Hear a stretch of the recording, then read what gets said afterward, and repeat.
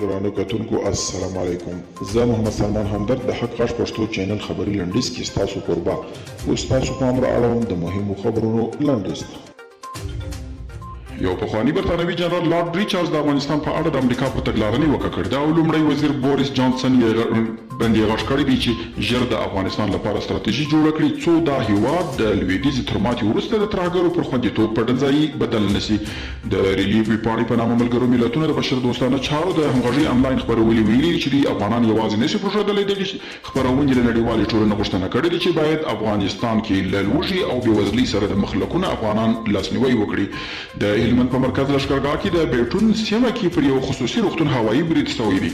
د لښکرګاه ښار په څنډو کې له څو ورځو راهیسې جګړه روانه ده چې د ښار د امنیت په اړه خلک اندېښمن کړي دي او د مرکزي حکومت څخه د لا ډېر پاملرنې غوښتنه کوي.